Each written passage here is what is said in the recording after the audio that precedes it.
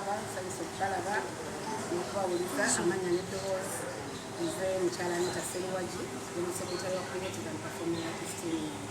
Kuli kayebwe tubadde tukwesunze era nakomyewo bulungi muntu yonna mbadde munnesungu. ebigenda mu maaso badde obiwulira? Ebigenda mu maaso ebisinga mbadde mbifuna byonna gye mbadde era nga ripooti zonna mbadde nzifuna bulungi. Saawa nekyasinza okukwata akati kye ky'obuwumbi 18 watabuddewo nga Sindi n'avaayo bubi nnyo era n'agamba federation kikafuumu sente tebajja zifuna. Ekya ssente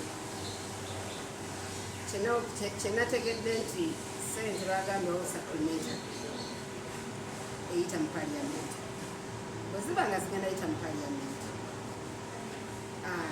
ne Sindi okubuuza nga association ebbaluwa ye nagirabako naye aba alina okuba nga agirambise bulungi n'alaga mu tteeka ki mwakushoningira sente okutagenda mu federation ekyo number 1 nga yo wa association president era tetulina nabukakafu nti sente ezo zijja kgenda mu federation direct kubanga sente eziba zayise mu parliament kitegeeza tulina line ministry sente muzina okuyita era waliwo amateeka nebatambuliza nga parliament nebatambuliza ebituuka ku bya sente bwe ziba nga zigenda kuyamba industry bwe ziba nga sente zigenda mu federation nga yo kitegeeza sizakuyita muki mu parliament era bajja kuba nga beetaaga wa plan ne budget sente ezo zigenda kukola ki naye bwe ziba nga institution ne line ministry yennyini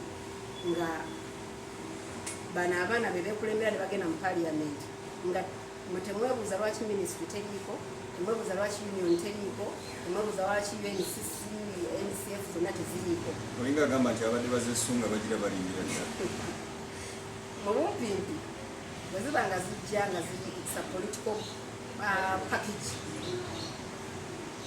bajja zifuna naye bwe ziba nga zizze kuyamba nga economically zigenda kuyamba industry okweddaabulula n'okulaba nga etereezebwa nga gavumenti ezze kuyamba kutereeza sente ezo zigenda sobola kugenda mu federation wabula zirina kuyita mu ministry yenyini bange gyesobola zirondoola kubanga ziba ziyise mu parliament kitegeeza waliwo okukola accountability yaazo okwata sente nga mama Nabbanja bwe yagenda kululina wa federation sente ezo zajjira mu kikapu kitegeeza tewali agenda zibanja accountability tewali alina buyinza zibuuzaako kino kyonna naffe abalimi tetulina buyinza zibuuzaako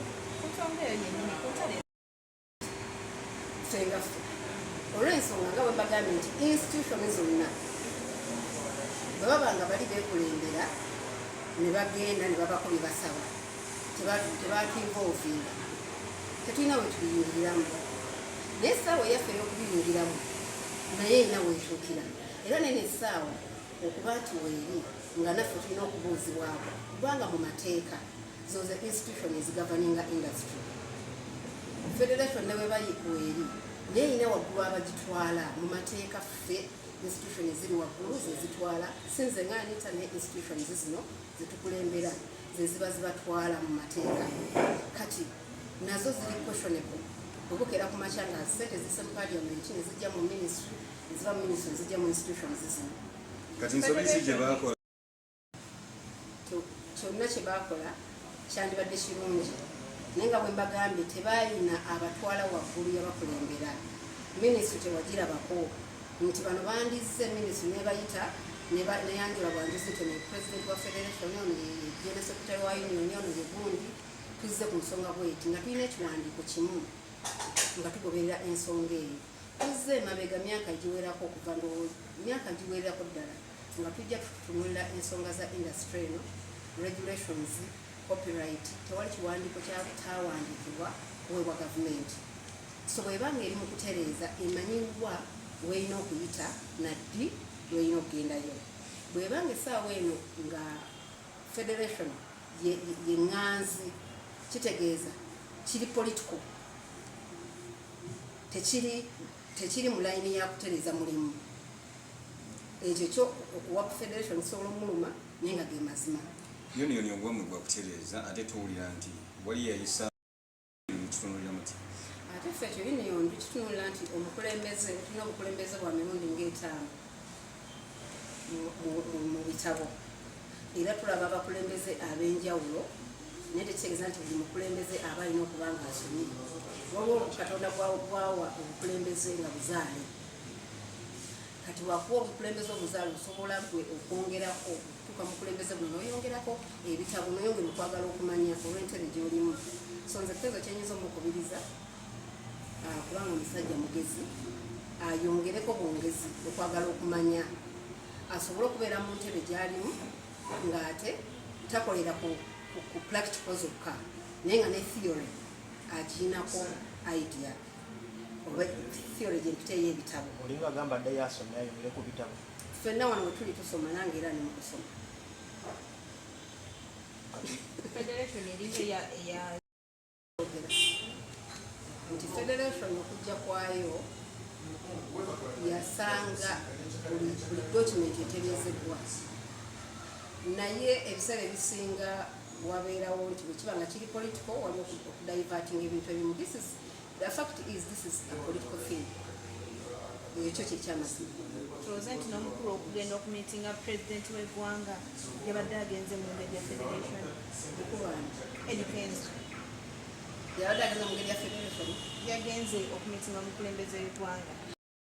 Kenzo si yalina okugenda omukulembeze ku nsonga za art mu mateeka, era bwe yandibadde ng'agenzeeyo yandigendeddeko nga minisitule emukulembedde. Bwe bagenda mu paliamenti akakiiko kajjenda mu paliamenti ke kandibadde bakabanjulayo. Bwe bagenze wa mukulembeze kitegeeza state minister for culture ne director we be bandibadde babakulembera ne babanjulayo mu mateeka. Kati bw'aba yakulembeddwa ne bamutwala, that is a political line. Tulina nnyo nakuyingira bw'aba teyayise ministry yonna, bw'aba teyayise mu line ministry, ekyo bwe nkyogera nti ekiba political. Ate nga n'omukulembeze tewali teeka ligaana kubanga naye mukulembeze wa kibiina ekimu ekya politics NRM nga naye n'ebibiina ebirala ebimuvuganya bw'aba ayagadde okumiitinga abantu. Sindi mu bulumi obungi bwalimu mu amagezi ki? Sindi kyenyinza omugamba obuzibu bw'abayimbi baffe oba abaana bazze mu bukulembeze nga tebayise mu layini za bukulembeze kubumanya bwe butambula. Akakkane yeebuuzeeko ekyokubeera pulezidenti wa wuma ekitegeeza nti pulezidenti wa Uganda okulira association ey'abantu abatono. Bw'oba oyagala association eno ebe ng'etwala abayimbi bonna mu ggwanga tokomandinga bukomandizi, wabula beebuuzeeko bonna basobole okuba nga ensonga bagi owninga. N'ekirala omanye nti waggulu waliyo ebibiina oba institution ezibakulembera mu mateeka, kubanga ensonga zino zonna bwe tuvaayo ne tuleekaana era pulezidenti asobola okukyusa ssente n'atakola ki yadde zibadde political n'ataziwaayo ne baddayo ne baziyisa mu ministry ne bagamba kati kino kiyiisa ne baziyisa mu ministry ne zidda mu institutions ne batusaba zi budget nga bwe bakola ku mulundi guli bwe batuwa ssente. Ffe twava union ne twekalakaasa, that was 2019, ne twekalakaasa olwa stimulus fund naye ssente abazifunako baali bangi tezajja mu union, zalina kugenda mu ministry ne zijja mu institutions zino. Era kyensiwa nti nakyo lwe kinagenda mu mateeka bwe kijja okugenda era kiddayo ku kiki embagambye nti okuba kutunda nga bakituuza politikale bajja okulonda kujja kuggwa oba ebigendererwa bya kino byonna bwe binaggwa abantu bajja kukomawo mu mateeka amatuufu ate era tutambuze ebitunga bitambula kubanga kijja kuba kya kiseera kiseera. Bwe kiba nga kirina kubeera mu mateeka kijja kuddayo kitambule nga bwe kirina okutambula kubanga lwaki kize mu kiseera kino, lwaki kiri mutundu, lwaki bikiriki. So ebibuuzo bingi simu mukaba byebuuza naye ne institutions zisitudde zisirise kubanga tezirina buyinza okweshoninga bakama baazo. Era ojja kwesanga nga